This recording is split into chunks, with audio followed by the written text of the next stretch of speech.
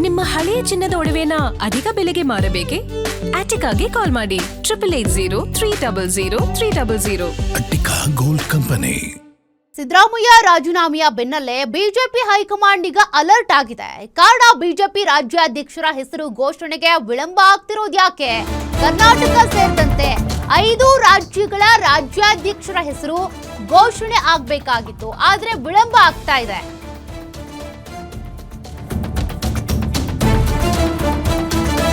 ನಾಲ್ಕು ರಾಜ್ಯಗಳ ರಾಜ್ಯಾಧ್ಯಕ್ಷರ ಹೆಸರನ್ನಷ್ಟೇ ಘೋಷಿಸಿದಂತ ಹೈಕಮಾಂಡ್ ಕರ್ನಾಟಕ ರಾಜ್ಯಾಧ್ಯಕ್ಷರನ್ನಾಗಿ ವಿಜೇಂದ್ರ ಅವರನ್ನೇ ಮುಂದುವರಿಸೋದಕ್ಕೆ ಒಲವು ತೋರಿಸಿರಬಹುದು. ಕೊನೆ ಕ್ಷಣದಲ್ಲಿ ಖುದ್ದು ವಿಜೇಂದ್ರ ಅವರಿಂದಾನೇ ರಾಜ್ಯಾಧ್ಯಕ್ಷರ ಕುರಿತು ಘೋಷಣೆ ಆಗುತ್ತಾ? ಮೊನ್ನೆಯಷ್ಟೇ ರಾಜ್ಯಕ್ಕೆ ಬಂದು ಅಭಿಪ್ರಾಯ ಸಂಗ್ರಹಿಸಿದ್ರು ವೀಕ್ಷಕರ ಬೆನ್ನಲ್ಲೇ ರಾಜ್ಯಕ್ಕೆ ರಾಷ್ಟ್ರೀಯ ಅಧ್ಯಕ್ಷ ನಿತಿನ್ ನಬೀನ್ ಅವರು ಕೂಡ ಬಂದಿದ್ರು. ಬಹಳ ದಿನಗಳಿಂದ ಗೊಂದಲದಲ್ಲಿ ಇದ್ದಂತ ರಾಜ್ಯಾಧ್ಯಕ್ಷರ ಆಯ್ಕೆ ಪ್ರಕ್ರಿಯೆ ಕ್ಲೈಮ್ಯಾಕ್ಸ್ ಹಂತಕ್ಕೆ ತಲುಪಿದೆಯಾ? ಕ್ಲಾರಿಟಿ ಬೇಕಿದೆ. ಈ ಬಾರಿಯೂ ಕೂಡ ವಿಜೇಂದ್ರಗೆ ಹೈಕಮಾಂಡ್ ಮಣೆ ಹಾಕೋದು ಬಹುತೇಕ ಫಿಕ್ಸ್ ಎನ್ನಲಾಗ್ತಾ ಇದೆ.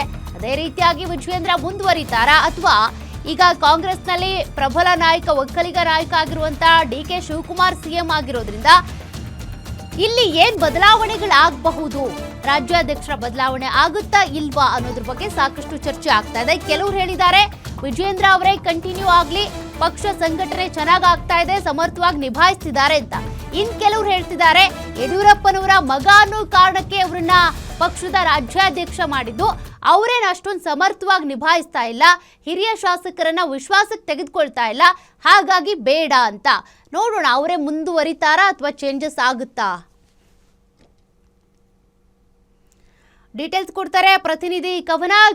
ವಿಜೇಂದ್ರ ಅವರೇ ಬಿಜೆಪಿ ರಾಜ್ಯಾಧ್ಯಕ್ಷರ ಕಂಟಿನ್ಯೂ ಆಗ್ತಾರಾ? ಬದಲಾವಣೆಯ ಗಾಳಿ ಬೀಸ್ತಾ ಇದೆಯಾ ಬಿಜೆಪಿಯಲ್ಲಿ? ಏನು?